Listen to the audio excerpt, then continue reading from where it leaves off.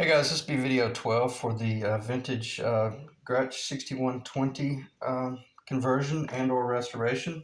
And this is, I really think this is going to be a fairly short video because I'm just going to do a general discussion about the bridge a little bit later. But nonetheless, I'll just do a little bit of a flyby after I got it epoxied in, which I know all the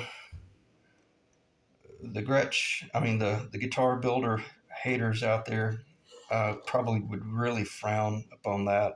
And for the most part, I agree with them. That's a pretty extreme build using the epoxy, but nonetheless, she's going to be a tone monster, and I'm really happy with it. Turned out really good, and as far as alignment goes, it's perfectly true.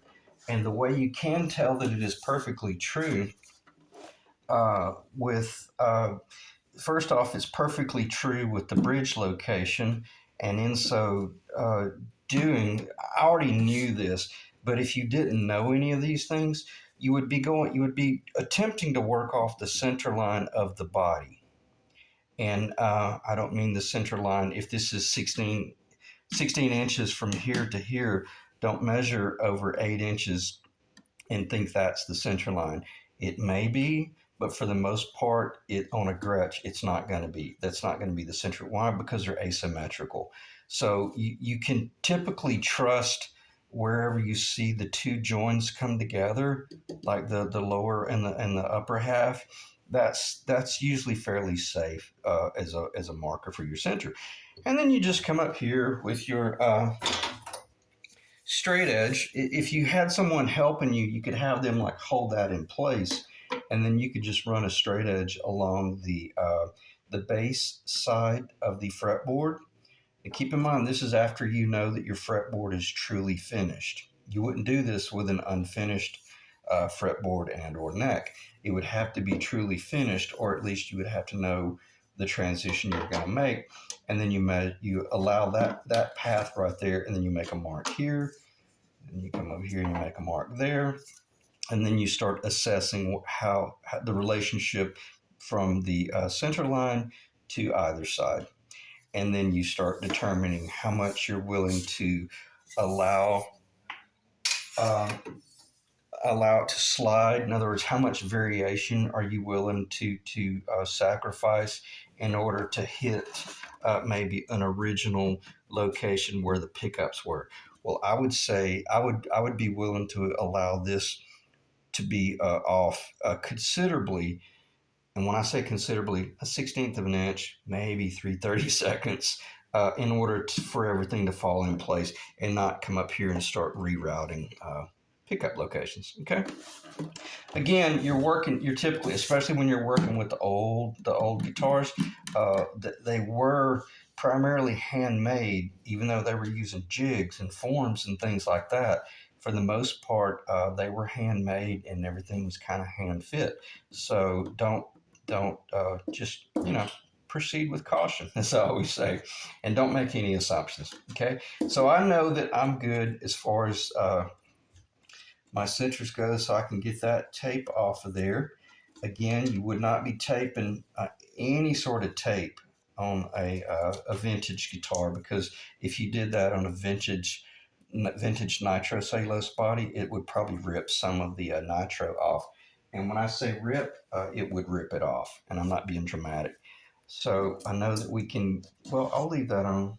I don't think. Well, I tell you what. There's no sense in wasting time.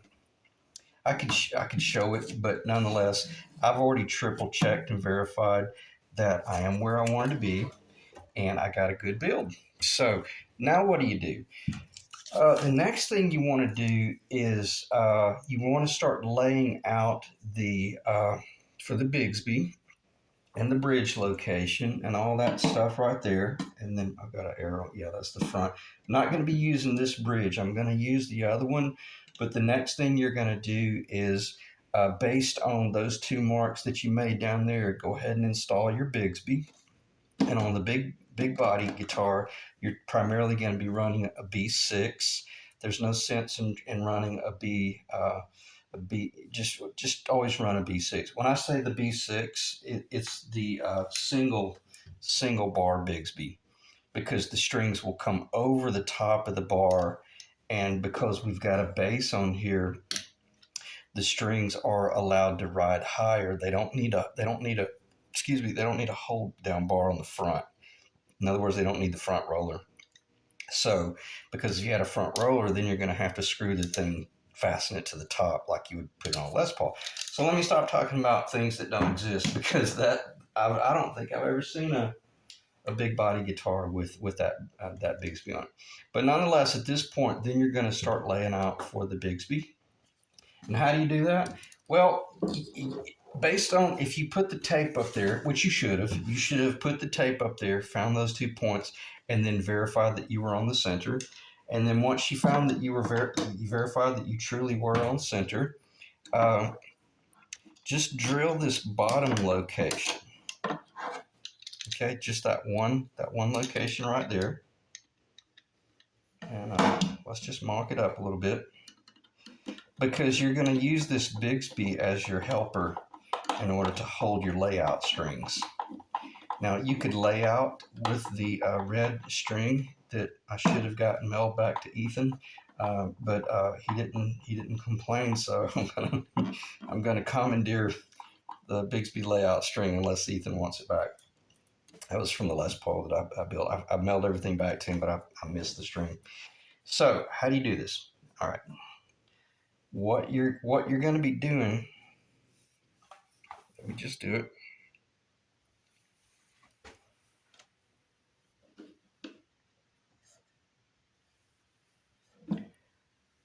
I think the guys in the UK or in Australia said they call this fiddly. It's a fiddly operation, and it is just that. It is a very fiddly operation. And I'm not going to explain to you what I did, but nonetheless, all I really did was just, I reached up under there and I hooked on the pin, and I hooked on that pin, and then I've got my spring on there.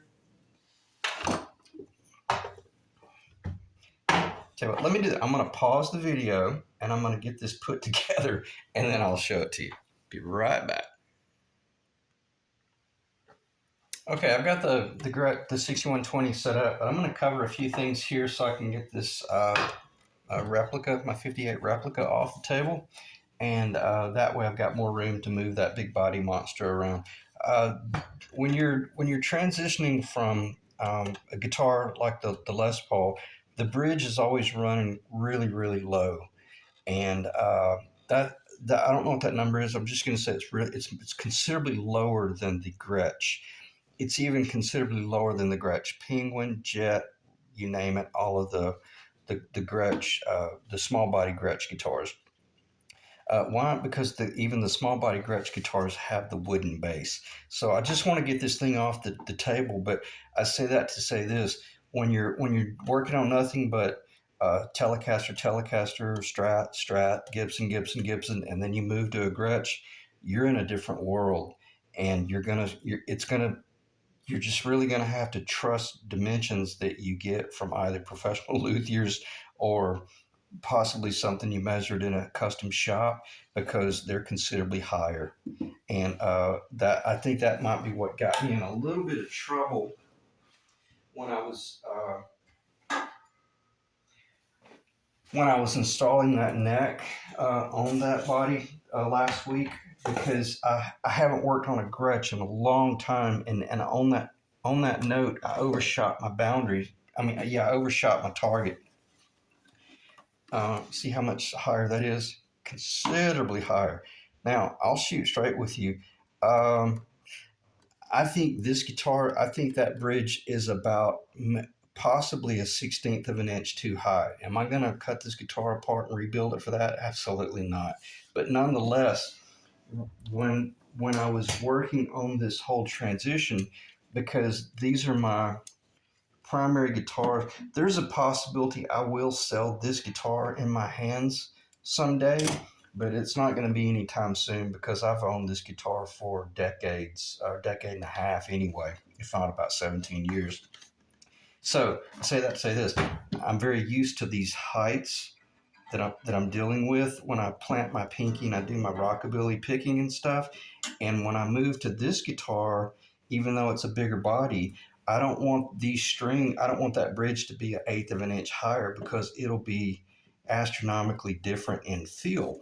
So the way I've got this guitar set up now, it's going to feel very similar to my Penguin. Okay, it's impossible to get it to feel like a Les Paul or a Tele or a Strat, and that's not our objective anyway. Unless you put a finger, what do you call it, a pick guard. Unless you put a pick guard on there, then you can change your planting location where your finger goes on there. And that's why I had joked in the last video when I did the pick guard installation on the Les Paul. I personally didn't think that guitar needed a pick guard because it's such a low profile. It's such a beautifully sweet low profile design in this area anyway. When we put the pick guard on there, it you lost it. I personally think you lost it as a player because I got to tell you, I love this guitar, and it's almost made me become a converted what is it, a converted player over to the Gibson because I love that sweetness of that arch and this distance from that string to that body right there. And then when I pick that guitar up, it's very different. The only thing I don't like about this guitar is I hate that pickup surround. And if I had it to go over again, I would have designed this thing where it's just uh, hard mounted into the body, and it wouldn't have had that ring. But you live and you learn. So on that note, as I like to say, here we have in front of us a 1960 something Gretsch, give or take, and this is a rough. Let me lower that a little bit because that's way too high. Now I got it too loose. Let me lower that down a little bit, and it should be okay. It might be a little bit loose. I tell you, I'm gonna leave it on the table. But yeah, I had it too high. But that's roughly where it's gonna finish out because right now I'm looking well over an eighth of an inch clearance back here. And what you're shooting for is you just want to do something like this right here. Let me see if I can flip it without. If I drop this bridge, I'm going to be mortified. I don't want it falling off the table and hitting the floor. I apologize. This is sheer idiocy, but nonetheless, you just got the strings fed through there. All right, now I can flip it back over and talk about string layout and fighting this big body monster. It's like a well. All right, so you got several different points that you have two different considerations that you want to factor in. Trapezoidal path, or the string path from the nut to the bridge. And we all know what I'm talking about there. And when I say to the bridge, that spacing right there. We know that the Fender spacing is much wider, or a little bit wider, for like the Floyd Rose like spacing as well. But this is more narrow because of the pole pieces are much tighter. Now the problem I have with this ABR1 here, even though it's vintage and it's correct and it came off of a Gretsch, the spacing that they have on this bridge is identical to the spacing of the string as it comes off that pin. See, the whole idea of the Bigsby, we know the low E string wraps around and hangs on pin. And then it comes across the top. And you want that, for the most part, to be very straight. You don't want these off center with the pin, because as you do your Bigsby work, they could go out of tune. My problem is these need to be opened up a little bit. Because if they're the same, even under tension, this thing will slide. And I don't want to come in here and drill a hole through a 1963 Gretsch Brazilian rosewood bridge. That ain't going to happen. I'll glue it down with jet glue before I do that.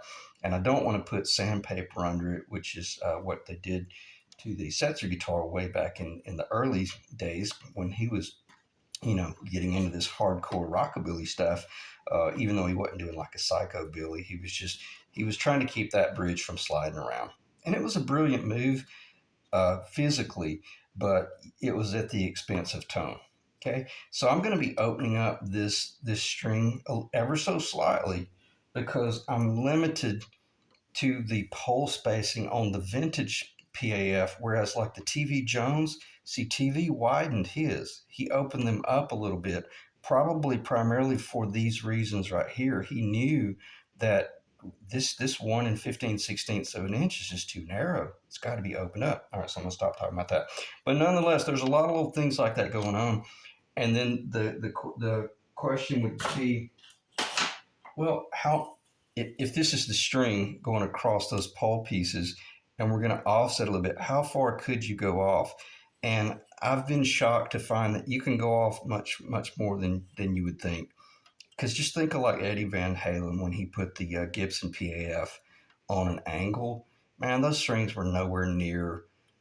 They were so far away from the actual pole pieces, and it didn't affect him. And a lot of people claim that he was running the let's see, yeah, he was running the low E across that pole piece and then the high E across that pole piece. Why? Because the distance from a corner is the longest distance from corner to corner rather than side to side. So, nonetheless, I digress there a little bit. But when you're working with these old things, you got to factor this stuff in and ask yourself, well, are they, perfectly like an AutoCAD program in line with the pole pieces? It doesn't matter. The answer is they're not, but the response is it really doesn't matter. Why? Because I got a nice wide fretboard that I built myself, and I still have not pitched my frets because I wanted to know what my limitations were if something had have happened, because this is a really narrow neck. I mean, considerably more narrow than like the Les Paul that I just built for Ethan, part of the Steve Mac templates. And I was worried that, I better not bevel these frets just yet because I might be pushing it a little bit close. But now I realize, oh no, man, I got all the platform in the world. I can cut these frets on a 70-degree angle if I want to. I'm talking about the fret ends, the beveling. I can bevel them as much as I want and still have plenty of platform. Am I going to? Nope, I'm not. I'm only going to bevel them just enough to really be really comfortable when you're playing it. When I say really comfortable, extremely comfortable. But I'll still have plenty of platform that if I want to get real bluesy and real wiggly, I'm not worried about slipping off the fretboard. Okay, so that was one of the two high points, that trapezoidal path, and then making certain that it's on center line with the neck, which is on center line with the body, which is on center line with the Bigsby, which we've got our Bigsby mounted, perfectly center in the body. Okay, but the problem I have is I don't like the fact that this box right here is a true rectangle. I want this box down here to be a trapezoidal path as well. That is a smaller dimension here as it is here. That will guarantee that it, like guide wires, will hold that bridge closer to center. But I'll still come in. I probably will come in after I get it set up with a little bit of tight bond glue, ever so small amount of tight bond under each side, and just kind of glue her in place. And then who knows? I obviously won't be epoxy and nothing like that, but nonetheless, it will help it from slipping around. Okay, so let me check the time.